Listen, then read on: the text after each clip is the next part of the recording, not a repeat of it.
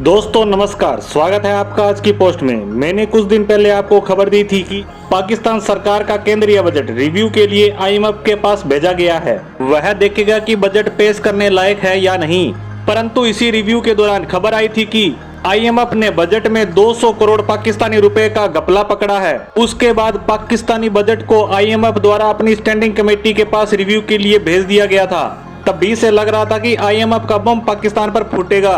वह लोन देने से पहले दो बातों पर पाकिस्तान सरकार की श्योरिटी चाहता है। पहला, पाकिस्तान सरकार का टैक्स कलेक्शन बढ़े। वह पाकिस्तान सरकार पर दबाव डाल रहा है कि जनता पर टैक्स की दरों को बढ़ाया जाए ताकि आईएमएफ के द्वारा पाकिस्तान को दिया जाने वाला लोन वापस आ सके।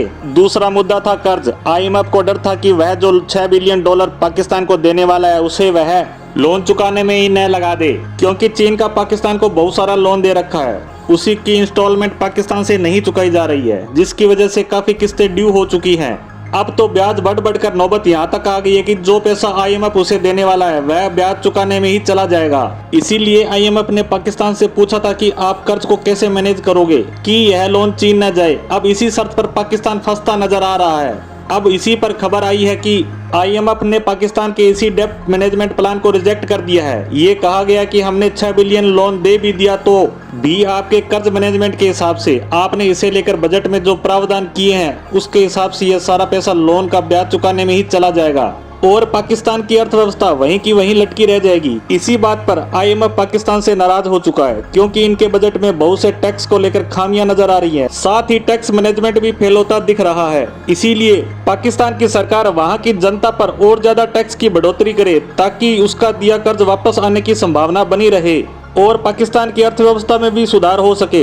यह परिवर्तन जब तक पाकिस्तानी सरकार नहीं करेगी तब तक लोन नहीं दिया जाएगा। यह हालात उस समय और गंभीर हो जाते हैं जब अमेरिका और कुछ यूरोपियन देश आईएमएफ पर दबाव डाल रहे हैं कि वह जो $6 बिलियन पाकिस्तान को देने वाला है उसमें ज्यादा नहीं तो कम से कम $1 बिलियन तो पाकिस्तान को तुरंत दे ताकि पाकिस्तानी अर्थव्यवस्था को ऑक्सीजन मिल सके। परंतु आईएमएफ उनकी भी सुनने को तैयार नहीं है, बल्कि आईएमएफ ने पाकिस्तान को कहा है कि वह जनता की रोजमर्रा में काम आने वाली वस्तुओं पर टैक्स लगाए, जैसे बिजली पर 12.5 रुपए पर यूनिट अतिरिक्त टैक्स, पानी पर टैक्स, पेट्रोल डीजल पर और ज्यादा टैक्स की बढ़ोतरी हो। यहाँ आईएमएफ चाहता है कि भी किसी भी तरह पाकिस्तान की अर्थव्यवस्था में सुधार हो सके, क्योंकि पाकिस्तान में बड़ी बड़ी इंडस्ट्रियां नहीं हैं और जो उद्योग धंधे चल रहे हैं वह भी बंद होने की कगार पर हैं। इसीलिए पाकिस्तान सरकार की ज्यादातर इनकम उसकी साधारण जनता पर लगने वाले टैक्स से ही होती है। इसके साथ ही पाकिस्तान की आय का एक बड़ा स्रोत उसका एग्रीकल्चर भी है, जो पिछले 3 साल से पहले टिड्डियों की वजह से बर्बाद हो गया, उसके बाद बाढ़ की वजह और अब सूखा उसे बर्बादी की ओर ले जा रहा है।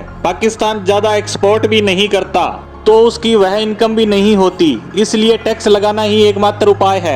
अब देखने वाली बात है पाकिस्तान की सरकार अपनी जनता पर कितना टैक्स लगाती है और पहले से इतनी महंगाई के बाद और टैक्स बढ़ने पर उसकी जनता का क्या हाल होता है। इस पर हम आगे भी नजर बनाए रखेंगे। तो इसी के साथ आज की पोस्ट को यहीं विराम देते हैं। धन्यवाद।